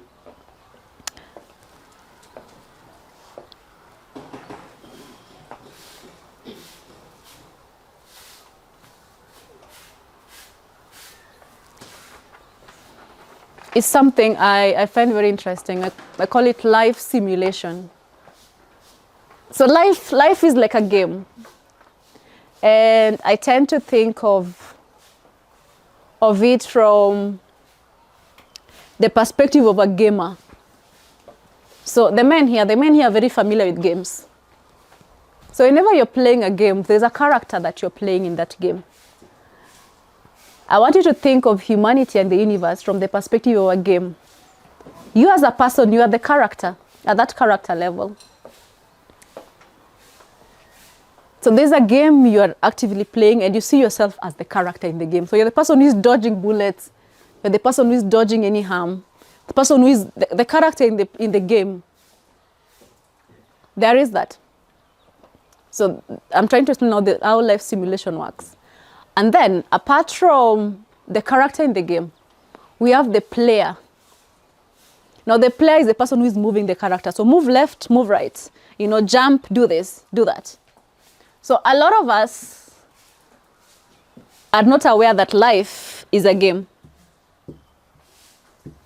And a lot of us take it so seriously.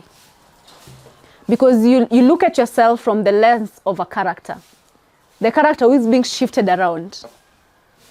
Move left, move right, move center. And then there's a point in life you'll get to, and then you'll move upwards a bit. And now you'll be the player in the game. The person who is playing the game, sorry. So you feel a bit of power because I can now move these characters. And that is where your consciousness starts to lift up. And then there's a level you get to now, once you understand the simulation around life, that you understand that you are actually the programmer of the game. So you're not the character, you're not the player, you are the programmer. What does the programmer of the game do? The programmer decides the levels of the game. So the programmer can decide this is level 1, complete for the character. We have level 2, we have level 3. So the programmer has moved themselves away from the game itself, and they're now an observer from outside. And they realize they're the ones creating the existence of this game. They get to decide how fun does this game get and how boring does this game get. That is why you can sometimes download a game and you can't even play it because it's not up to your standards. The programmer failed in some point.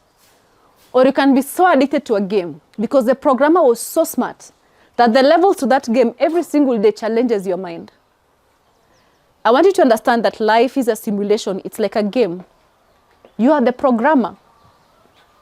So currently, if you've been operating from the perspective of the character, I need you to understand that you're limiting yourself because you're limiting yourself to the activity of the player. Life is a simulation. How are you moving up the ladder of simulation? Are you aware that you're programming the levels to it? How fun are you creating it for yourself? Because the power lies within you to create the life you want. So if this is a simulation, what levels are you creating for yourself? There has to be levels. And how are you playing that out for yourself? So understand the simulation of life around that game theory. Every day ask yourself, how do I want to program this month? How do I want to program the rest of this year? Because I get to dictate how it plays out. Not anybody else, not even the person who is paying your salary, no. Not even the person you live with, not even your own parents. You get to dictate, not even the system. You can decide to get out of the system. Dictates for you. But you can't be a programmer if you're not even aware of your status. You still think of yourself as a character. So you're moving around, you're peddled around as a victim. So one key aspect of bending your reality is understanding that. Life is a simulation. You are the programmer. What are you creating? What levels are you creating for yourself? Or you're still acting from a victim of the character's mindset? So that is key. I'm trying to keep up with time, so let's just move to the next one. Number 4 in bending your reality.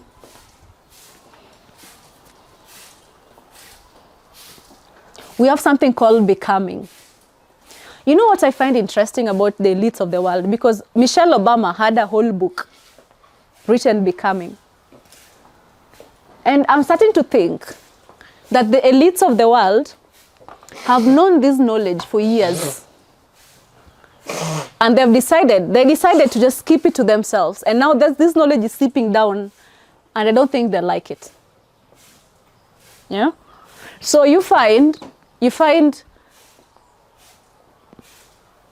because when I look at every single person who's been in power, and you look at some of the small things they do that go unnoticed by the population, you get to realize they have the secrets of how energetics work. They're just not willing to share it. So Michelle Obama had a whole book on becoming. Becoming is our number 4.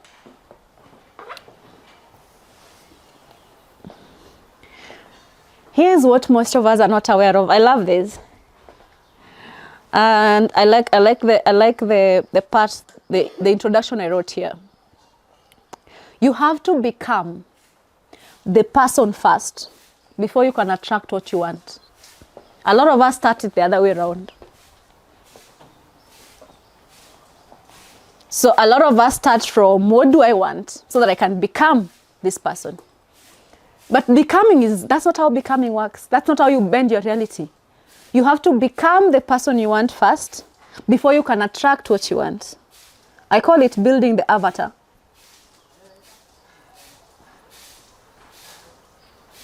You won't attract better opportunities, people, or even ideas until you become the person who can hold those opportunities.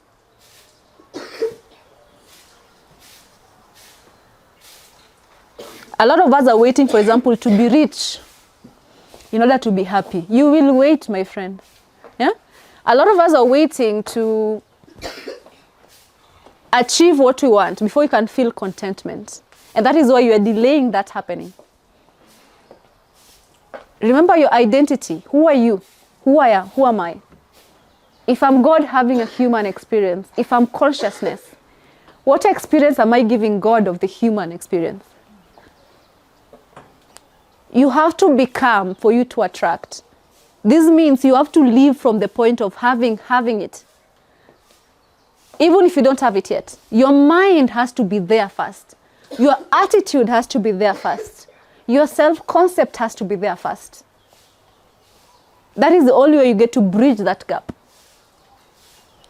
Becoming is a very interesting concept because a lot of us struggle with it in the essence that I'm not there yet, so how do I become? Is that what they call fake it till you make it? A lot of us argue it that way. Because I don't want to fake it. I've not made it. Why would I fake it? No one is asking you to fake it. You're supposed to remember who you are. You're not faking anything. If your self-worth is intact, you're bigger than any amount of money could ever be. Because a lot of us move from the perspective of, once I get these things, then I'm going to be this person. You have to be that person first. As a matter of fact, if you can shift your identity to be that person, these things will start chasing you now. You don't even know where they're coming from, but they're now running after you. Because you are what they are. So every single day going forth, when you wake up, ask yourself, who am I becoming? You have to become first before you can attract.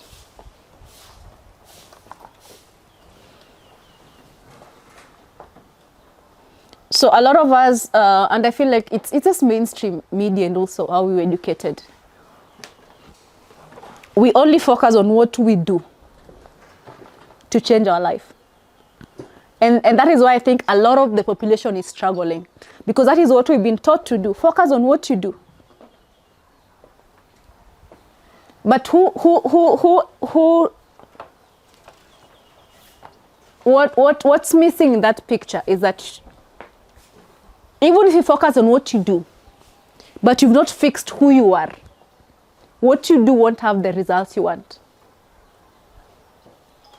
So you can really work hard. And this is why in our society, the people that work the hardest, people that work so hard, really receive the minimum. The other day I was talking to a security, I live in Karen, just the other side of Karen. So one time a security guard stops near the gate. We have a community gate. And they ask for some help. I think it had to do with their feet, something of the sort. And it got me curious. So later on in the day, I reached the chairman for the area and I was like, how much do you pay these guys? They're paid by a company.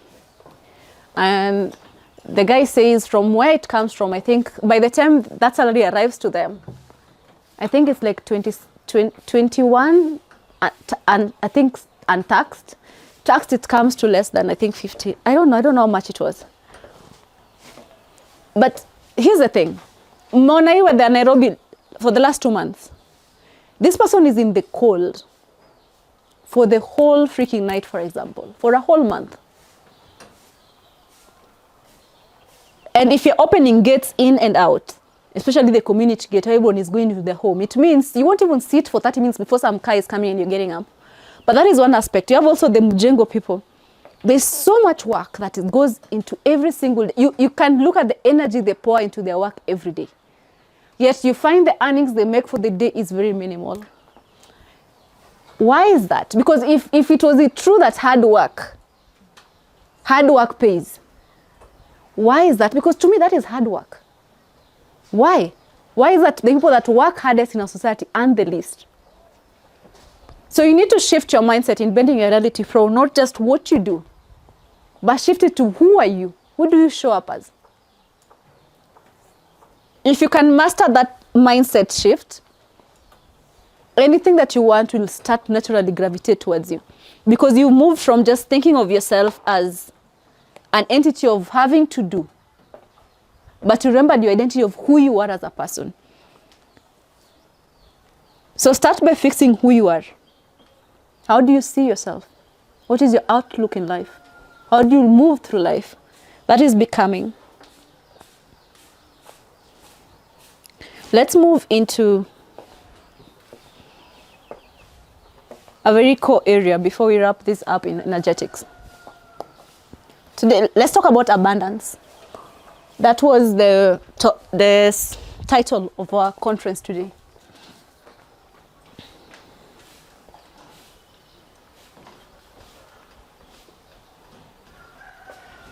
Abundance, what would you define as abundance? Who thinks they have an explanation what is abundance?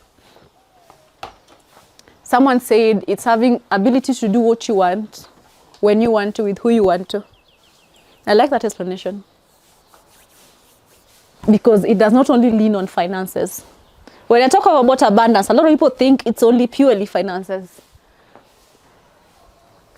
But I'm going to tell you this reality. Because I feel like I've clocked a tax bracket that now I can talk about it. One day you will wake up. Once you master these things that I'm teaching you and you keep at it, one day you're going to arrive at that which you want. It means whatever amount you think you are incapable of earning, you will eventually arrive at that amount. And sometimes it will even scare you because you can make that amount within a day. And if you grew up in lack, you'll keep refreshing your bank account. Yeah?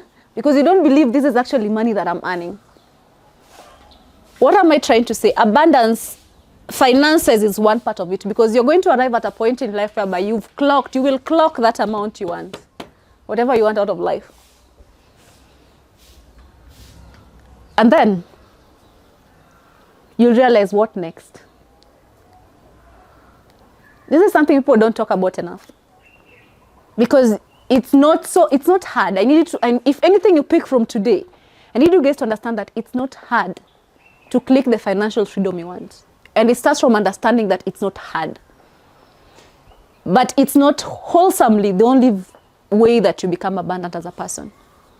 Abundance is internal fulfillment. Is how you feel about yourself internally. How do you like yourself? How do you like your life? How do you like the experience you're having? That is abundance. And the reason I'm saying this is because you are not where you want to go to yet. I need to understand that you're not lacking as you may think. There are very many areas of your life that are rich. You've just not paid attention more to them. And for you to scale your abundance, even in terms of finances, you need to start paying attention to those other areas of your life that feel rich. If you came today from a home and you had a bed and you had a meal and you can say hello to somebody and they can hear you, and you can lift this pen or you can write, you're already so abundant in very many areas you're not even aware of, or rather your brain has normalized. Even the ability to have a functioning body. You know, most of us don't understand this until you get to a point where you're sick. Now you realize how much your body was playing a role in your life. I know of somebody who hurt their hand, and they were such good swimmers. But what shocked them is the fact that they could no longer put on, it was a lady, they could no longer even put on their own bra. And in that moment they realized, I've been complaining about even not being able to swim. But the ability that I can't even do this for myself. It makes you realize how much we take even our hands for granted. Because by the time your hands move to do something, there's millions of neurological information between your brain and your body. Millions in microseconds. Your body has already told your mind, you're thinking of moving, you're thinking of picking this iPad.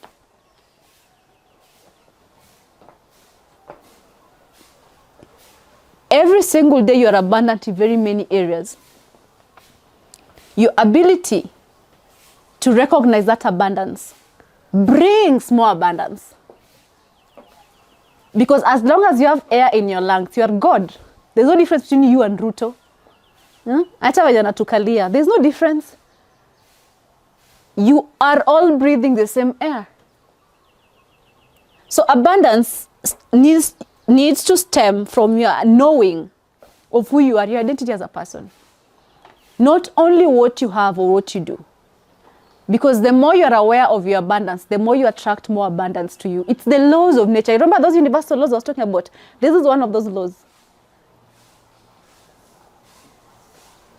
So abundance is not purely financial. Understand this and start curating more abundance for yourself. Now, you know what's interesting is a lot of us could be even abundant in one area. You can be very abundant in friendships. You can be very abundant in family. And then you wonder, why then am I struggling to make money? It's because your self-concept around relationship is very good. But your self-concept around money is wanting. So you need to bridge that gap. How do you bridge that gap? When you talk about abundance, we need to recognize that a lot of it is shaped by our reality that we've picked over the years.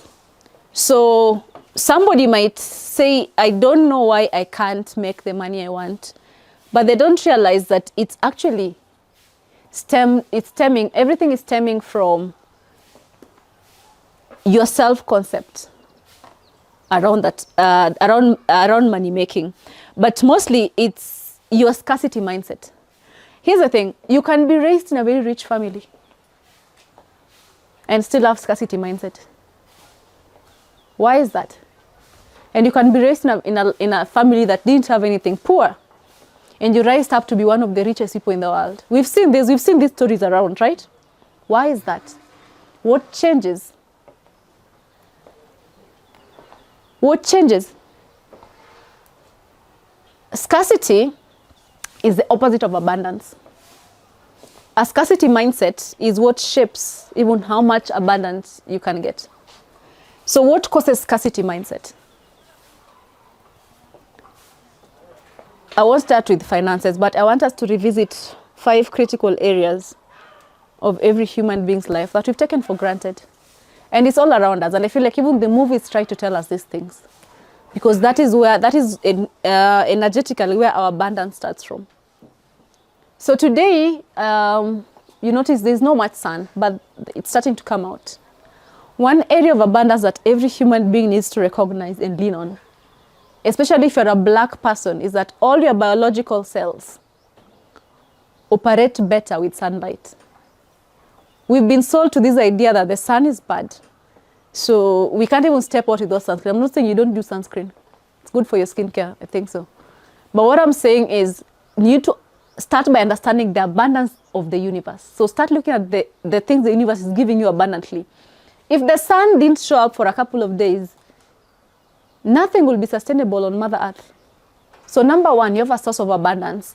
Try create a relationship with that abundance. Get out in the sun as often as you can. Astrology calls it, I think, fire signs. There's a reason why they're called fire signs. Because sun is actually an element of the universe in terms of abundance. So get to spend time with time. And biologically, sun is very good for each and every function in your body. So that is key. Number 2, we have water. A lot of us, abundantly, there's water. Water occupies a big chunk of Mother Earth than even land itself. And here's the thing, a lot of us think it's only about drinking water. Try eat your water. There's biological reasoning behind this. So you eat your water through your fruits and your vegetables. That's very key. That's an area of abundance that is naturally given to you by the universe. So we have sunlight, we have water. Air. Air is what you take in, the God essence that you take in. Without air, you can't survive. Make it a conscious practice. I'm giving you these tips that might not seem, they might seem very usual because nobody talks about them, but these key things bring you back into the abundance of the universe. Air. Practice the habit of breathing the right way.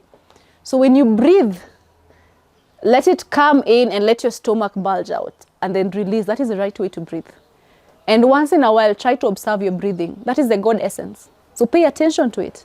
If you start your day by breathing techniques, you realize it grounds you. Breathing techniques will always ground you. It will bring you back into your essence, the God essence in you. It will help you remember who you are and how abundant you are, because just by breathing air that is free, you get to live the life you want. So let your abundance start from the natural sources. One thing that is not mentioned most of the time is and I think it's because we underestimate it, that I feel is key, is love. That's what I was saying. You can grow in a very rich family, but you can have a scarcity mindset because probably there was no warmth in that home. There was no love in that home. So another key component of life in terms of abundance is recognizing that love is always around us. Love in form of nature, love in form of essence that you're alive, love in form of another person that can pour into you. I want you to think of a world whereby you existed alone. Just you. First of all, that will knock out the possibility of ever meeting a soulmate. So the definition you have of love is out. Second, you won't have a relation. So the whole essence of even what you do to make yourself happy and your loved ones happy goes out of the door. So one thing you need to recognize is how much love plays a critical role in our life in terms of abundance. So try to spread love around you. It's a key tenet in how wholesome your life becomes. So these are forms of natural abundance.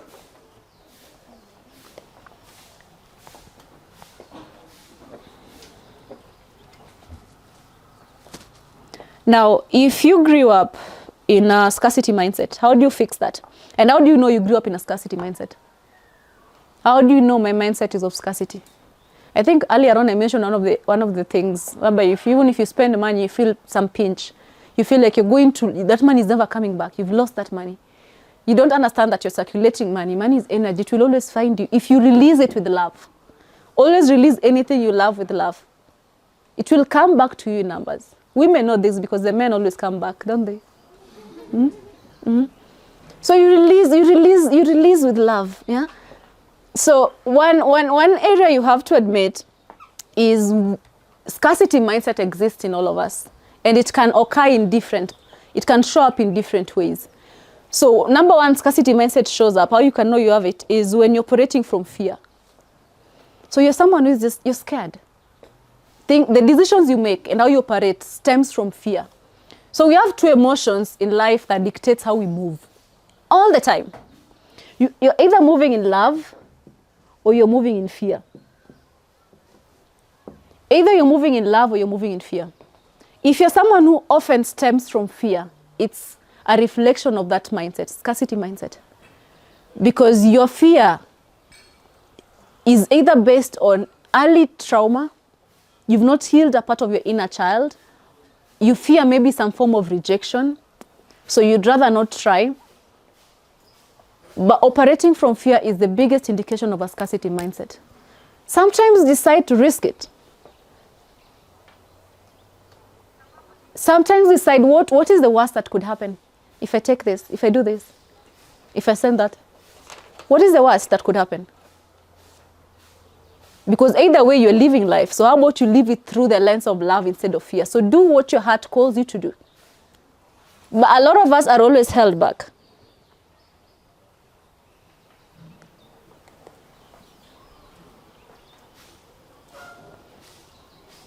So when I talked about us being energy and magnetic beings, when you're operating from these two emotions, love or fear, you need to understand that love elevates your frequency. So whenever you're operating from love, you tend to attract things in your aura that you never saw coming. And I need to understand that fear is the very bottom of the barrel in terms of frequency. So anytime you're scared, anytime you're operating from fear, you are giving power to things outside yourself. It means you cannot attract, you're repelling.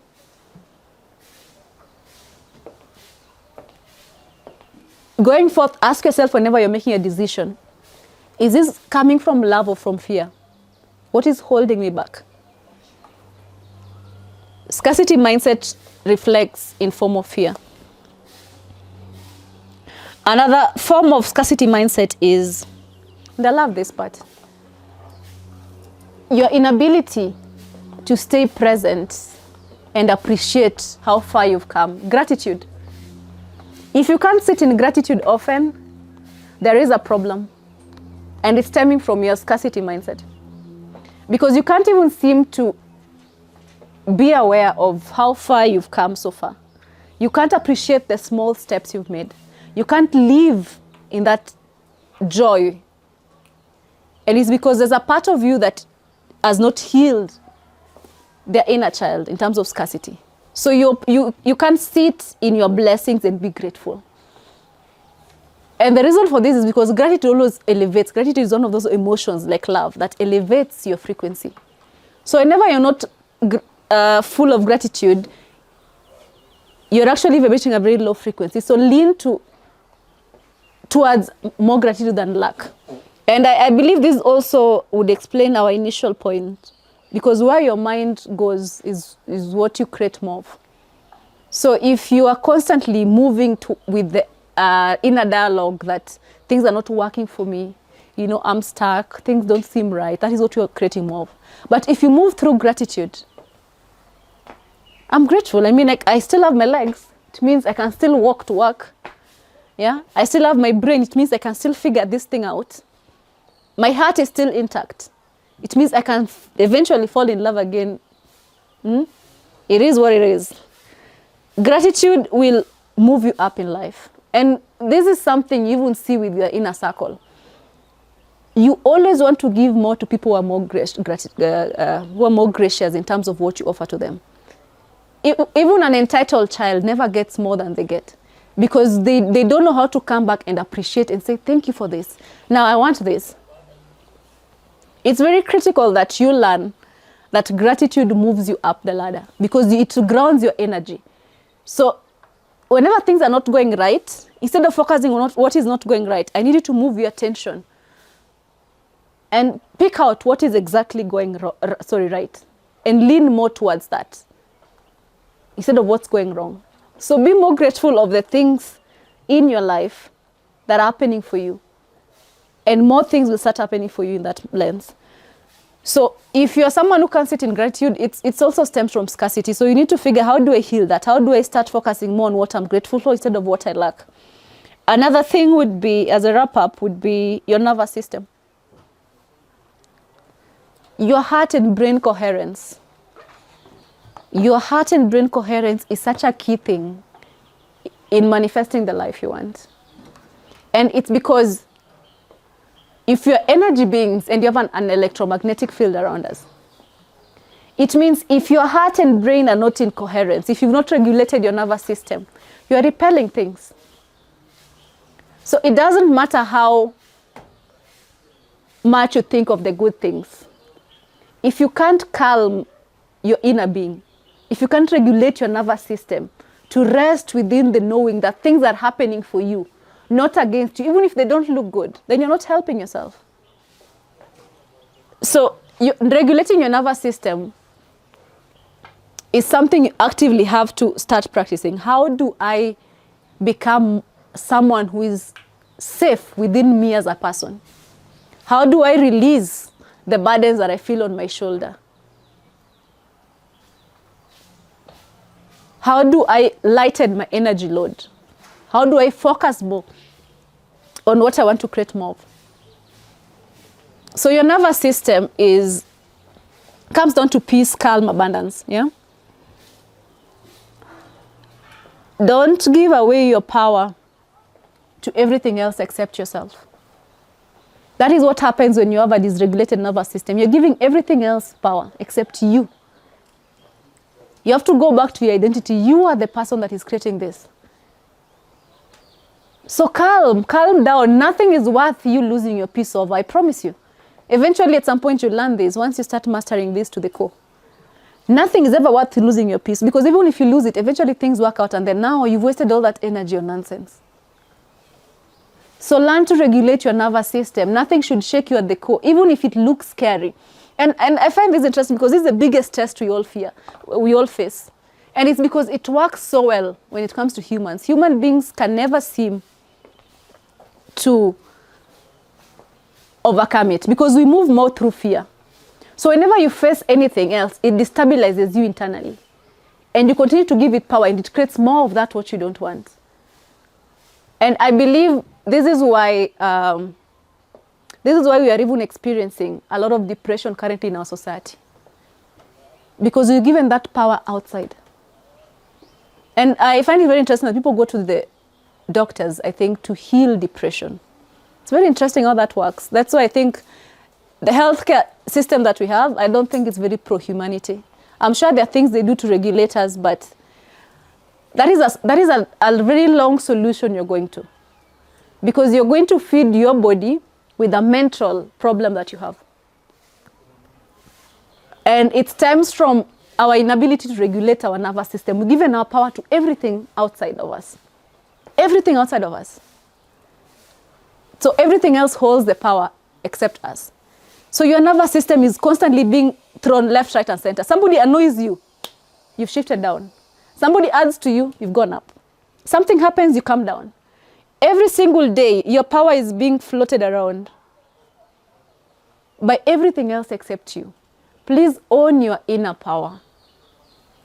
Own your inner power. Let nothing dysregulate your nervous system. Be in charge of it. Dictate how it flows. This is where your power lies.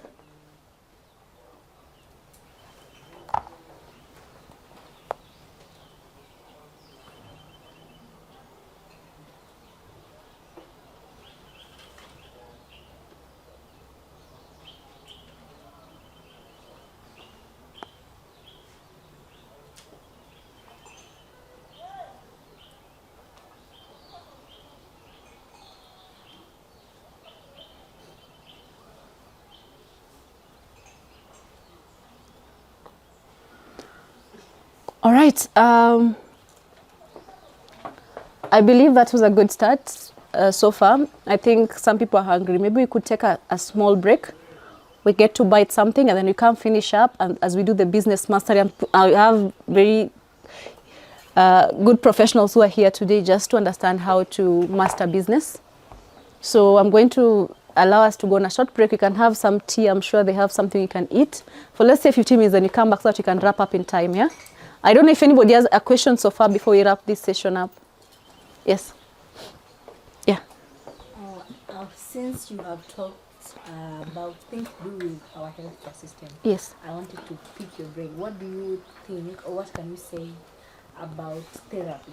People going to seek therapy Okay. to heal their inner child and traumas. So there's a very interesting conversation going on around that, because there's a group arguing that when you go to therapy and you're relieving those traumas, you're creating more neural paths for them, so they keep recurring.